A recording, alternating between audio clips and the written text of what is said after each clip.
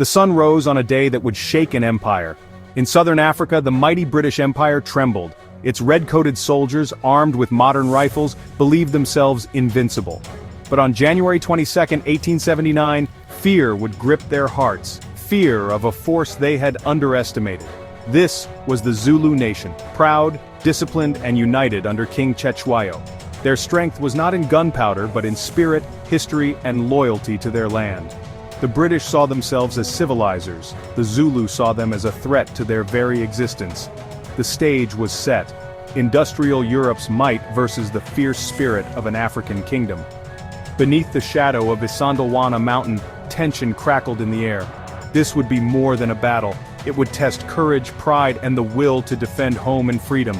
For the British, Isandlwana would become a name whispered in shock, a lesson in humility. For the Zulu, it would be their greatest military triumph, a testament to unity and bravery. The story of Isandlwana is how a proud people, standing as one, defied the most powerful empire on earth. Their victory would be etched into the memory of two nations, and the world would never forget what happened that day. The Anglo-Zulu War began not on the battlefield but in the ambitions of men far away. The British Empire, hungry for control in southern Africa, saw the Zulu Kingdom as an obstacle. Sir Bartle Frere, the British High Commissioner, viewed the Zulu military as a threat to his vision of British dominance. King Cetshwayo wanted peace, but the British demanded the Zulu dismantle their way of life. Terms impossible to accept. In December 1878, the British issued an ultimatum: comply in 30 days or face war.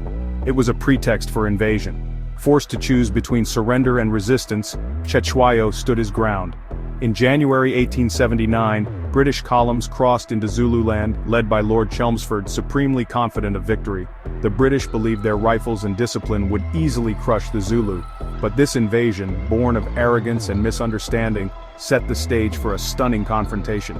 Two worlds were about to collide. The outcome would shock the world. Lord Chelmsford's camp at Isandlwana was sprawling and unprotected. No trenches, no defensive laager, just rows of wagons and misplaced confidence. The British command underestimated the Zulu, believing them incapable of a direct assault.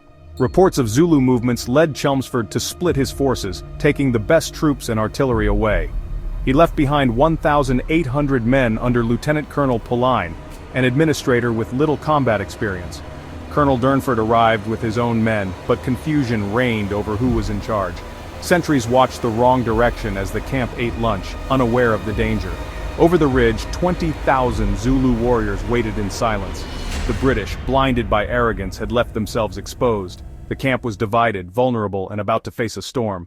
The real threat was closer than anyone realized. The Zulu army was a disciplined force, not a mob. Warriors belonged to regiments bound by loyalty and brotherhood. Spiritual rituals unified them, forging resolve and courage. Their greatest weapon was the horns of the buffalo formation. The chest pinned the enemy, the horns encircled, and reserves waited to strike. Commanders Nshingwayo and Mavumengwana moved their force with stealth, undetected by the British. As they crouched in silence, they were a coiled spring, spiritually and tactically prepared. The Zulu were ready to unleash a brilliant plan on an enemy blinded by pride. Their unity and strategy would soon be tested. The moment to strike was near. The battle erupted when a British patrol stumbled upon the hidden Zulu army. The alarm was raised. 20,000 warriors surged forward, chanting war cries. The British formed a thin firing line, rifles crackling, cutting down hundreds. But the Zulu pressed on, undeterred, stepping over their fallen. The British line held, but the Zulu horns swept around the flanks. Ammunition ran low, panic spread, and gaps opened in the line. Zulu warriors surged through, turning order into chaos. The fight dissolved into desperate hand-to-hand combat. The Ikawa spear and shield proved deadly in close quarters. British soldiers fought bravely but were hopelessly outnumbered and surrounded.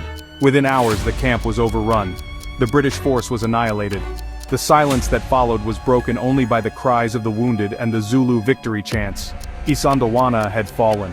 The world would soon learn of the empire's stunning defeat. The Zulu had achieved the unthinkable. News of Isandlwana stunned the British Empire. At first, reports were dismissed as impossible.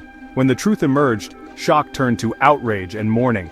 The myth of imperial invincibility was shattered. Military strategists studied the defeat, admiring Zulu tactics and discipline. Isandlwana became a lesson. Technology alone does not guarantee victory. In Zululand, pride and celebration were tempered by heavy losses and the knowledge that British revenge would come. The aftermath was complex, triumph shadowed by looming danger. For Britain, it was a catalyst for a brutal second invasion. For the Zulu, it was their finest hour, a source of enduring pride. The echoes of that day would shape history in southern Africa. Isandlwana is more than history, it's a symbol of resistance and unity. For Africa and the world, it's a testament to courage against overwhelming odds. The battle's memory lives on in Zulu oral tradition, songs and stories. The battlefield is now a place of remembrance where two histories converge. White cairns mark British graves, memorials honor Zulu warriors. The legacy is a lesson in humility, respect and the power of unity. Isandlwana reminds us that true strength lies in conviction and the will to stand one's ground.